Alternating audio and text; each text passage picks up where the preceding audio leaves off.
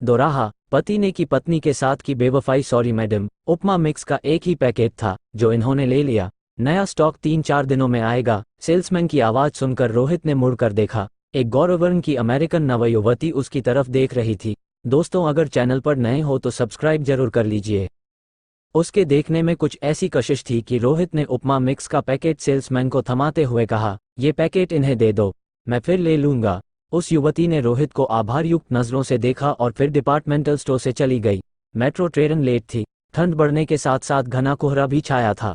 Rohit platform पर चहलकदमी कर रहा था, तभी वो वहां एक लड़की से टकराया। दोनों की नज़रें मिली और दोनों मुस्कुरा पड़े। वह वही डिपार्टमेंटल स्टोर में मिलने वाली लड़की थी। तभी मेट्रो आ गई और दोनों एक ही डब्बे में चढ़ गए। रोहित उसके रेशम से लंबे केशों और गौरवर्ण से बहुत प्रभावित हुआ। उसका नाम जेनित था। उनमें बातचीत शुरू हो गई। आप कहाँ काम करते हैं? पार्क एवेन्यू की एक कंपनी में। मैं भी वही काम करती हूँ।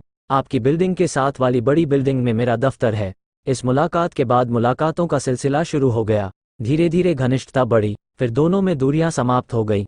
कभी रोहित जेनित के यहाँ चला जाता तो कभी जेनित उसके यहाँ आ जाती। विवाह किए बिना रहने वाले स्त्री पुरुषों को अमेरिका में सामान्य रूप से ही देखा जाता था। अमेरिका और पाश्चात्य देशों में तलाक लेने पर काफ़ी खर्चा पड़ता था, इसलिए असंख्य जोड़े विवाह किए बिना लिव इन रिलेशनशिप में रहने को प्राथमिकता देते थे। ऐसे जोड़ों में आपस में वफा या बेवफा जैसे शब्दों का कोई मतलब नहीं था, लेकिन इतना जरूर समझा जाता था कि जब तक साथ रहें तब तक साथ ही वफादारी निभाए। एक रोचक बात यह थी कि कुछ समय के लिए साथ साथ रहने को रजामंद हुए जोड़ों में सारी उम्र का साथ बन जाता था, जबकि कानूनी तौर से विवाह कर पति पत्नी बने जोड़ों का विवाह टूट जाता था। यानी पक्की डोर से बंधा बंधन टूट जाता था तो कच्ची डोर से बंधा बंधन सारी उम्र चलता था। अमेरिका में युवक युवतियों के लिए डेटिंग को जरूरी काम समझा जाता था। जो डेटिंग पर नहीं जाता था उसे मनोचिकित्सक के पास इलाज के लिए भेजा जाता था। कौमार्य एक बेमानी बात समझी जाती थी। जेनित ने रोहित से संबंध बनाए, साथ ही उसका और अपना HIV टेस्ट भी करवाया कि कहीं उनमें से कोई एड्स से ग्रस्त तो नहीं। दोनों इस बात से सहमत थे कि सेक्स संबंधों के दौरान कॉन्डोम का प्रयोग कुदरती मजे को कम करता है। एक रात सेक्स के दौरान रोहित ने कहा, जेनित, तुम न कॉन्डोम इस्तेमाल करने देती हो नहीं और कोई गर्भनिरोधक अपनाती हो। अगर प्रेग्नेंट हो गई तो क्या? तब या तो गर्भपात करा लूंगी या फिर बच्चे को जन्म देकर मां बन जाऊंगी। जेनित ने सहजता से कहा, गर्भपात तो ठीक है, मगर बच्चा क्यों? क्या आपको बच्चा अच्छा नहीं लगता? ये बात नहीं है, मगर बिना विवाह किए बच्चे को जन्म देना तो नाजायज है। ये सब पुरातनपंथी बातें हैं। आजकल के जमाने में कोई इन बातों को नहीं मानता। छोड़ो इसे। ये बताओ, आप अपनी पत्नी को यहाँ कब बुला रहे हो? जेनित ने बात में उपजे तनाव को देखते विषय बदलते हुए पूछा। मेरा हाल ही में ग्रीन कार्ड बना है, अब मैं अपनी पत्नी को यहाँ बुला सकता हूँ। मुझे अब बार बार अपना वीजा और वर्क परमिट बढ़वाने की जरूरत नहीं है। रोहित की बात सुनकर जेनित गंभीर हो गई। आखिर ब्याहता पत्नी का कानूनी हक अपनी जगह था। वो तो एक साथी के तौर पर लिव इन रिलेशनशिप में उसके साथ रह रही थी। आखिरकार रोहित की पत्नी सुषमा का अमेरिका आना हो ही गया। जेनित ने हकीकत को समझते हुए उसके आने से पहले ही अपना सामान रोहित के फ्लैट से उठा लिया और अपने फ्लैट में चली गई। रोहित की पत्नी सुषमा भी स्नातकोत्तर तक पढ़ी लिखी थी, साथ में कंप्यूटर में डिप्लोमा होल्डर थी। जेनित के मुकाबले वो थोड़े छोटे कद की थी। उसका रंग भी गेहुआ था, पर भारतीय नारी के दृष्टिकोण से वह भी सुंदर थी। थोड़े दिनों तक घूमना फिरना होता रहा, फिर रोहित सुषमा के लिए नौकरी ढूंढने लगा। थोड़े समय में ही उसके लिए कंप्यूटर सॉफ्टवेयर बनाने वाली कंपनी में नौकरी मिल गई। सुषमा के सहयोगियों में कई देशों के युवक थे। उसके साथ की सीट पर बैठने वाला एडवर्ड नील अमेरिकन था। वो पुरानी सोच रखने वाला रोमन कैथोलिक ईसाई था। वह हर रविवार को चर्च जाता था। अपने माता पिता की कब्रों पर मोमबत्तियां भी जलाता था। सुषमा उसके इस स्वभाव के कारण उसकी तरफ आकर्षित होने लगी। एडवर्ड नील भी सुषमा के भारतीय पहनावे, साड़ी और पंजाबी सलवार कमीज को बहुत पसंद करता था। वह भी सुषमा के प्रति स्नेह रखने लगा। एडवर्ड नील को भारतीय व्यंजन बहुत पसंद थे। सुषमा उसके लिए अपने टिफिन बॉक्स में खाना लाने लगी। एडवर्ड नील खाना लेते समय संकोच से भर उठता, क्योंकि वह बदले में खाना ऑफर नहीं कर पाता था। एक दिन उसके मनोभावों को समझ सुषमा हंसकर बोली, नील, कोई बात नहीं, टेक इट इजी। तब एडवर्ड नील ने हंसकर कहा, क्या आप मुझे भारतीय खाना बनाना सिखाएंगी? श्योर, जब आप चाहो। उस दिन रविवार था। एडवर्ड नील सुषमा के यहाँ आया। सुषमा ने उसका रोहित से परिचय करवाया। परिचय करते समय रोहित कुछ असहज था, जबकि एडवर्ड नील सहज था। एडवर्ड नील नीली जीन्स और सादी कमीज पर हल्की जैकेट पहने था, जबकि रोहित पिकनिक का प्रोग्राम होने के कारण सूटेड बूटेड था। रोहित, क्या आप कहीं बाहर जा रहे हैं?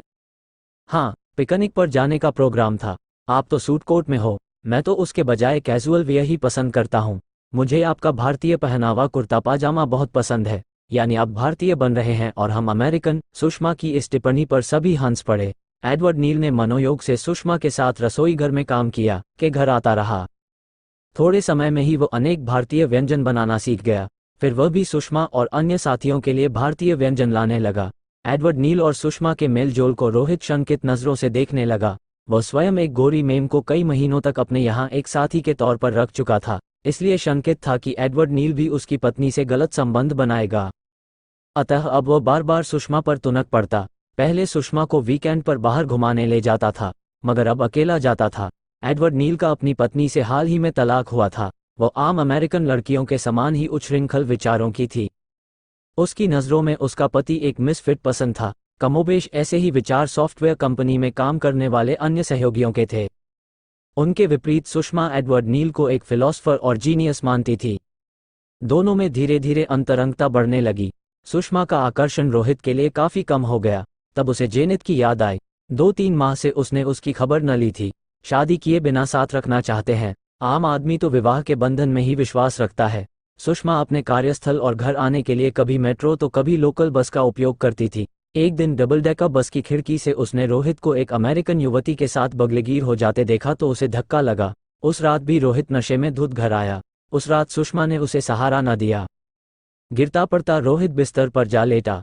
सुबह नींद खुलने पर उसने सुषमा को आवाज़ दी, मगर सुषमा नहीं आई। रोजाना उसकी आवाज़ पर वह उसे चाय की प्याली थमा देती थी। आज बैठती नहीं बनाई। उसने पूछा, खुद बना लीजिए। उसकी तरफ देखे बिना सुषमा ने कहा, क्या आज मूड खराब है? कहते हुए उसने सुषमा को बाहों में लेना चाहा। मुझे मत छुओ, अपनी उसी के पास जाओ जिसके साथ आप सरेआम घूमते हो। इस पर रोहित ने तैश में आकर कहा, तुम उस दाढ़ी वाले फिलॉसफर नील के साथ मस्ती करती हो और इल्ज़ाम मुझ पर लगाती हो। मैं इल्ज़ाम नहीं लगा रही, कल मैंने खुद देखा था। इस पर रोहित गुस्से में आकर बाहर चला गया। दोनों अकेले हो गए। धीरे धीरे रुखाई बढ़ती गई। तुम भारत वापस चली जाओ। एक दिन रोहित ने कहा, क्यों चली जाऊं? मैं तुम्हें तलाक देना चाहता हूं। वो तो आप यहाँ भी दे सकते हैं। भारत में एक तलाकशुदा स्त्री की क्या स्थिति होती है, क्या मुझे पता नहीं है? आखिरकार सुषमा का रोहित से तलाक हो ही गया। वह अपने साथी एडवर्ड नील के साथ चली गई। रोहित अपनी नई मित्र मारिया के यहाँ गया, मगर उसने नया प्रेमी कर लिया था। तब वह जेनित के यहाँ गया, पर वह भी एक नए प्रेमी संग घर बसा चुकी थी।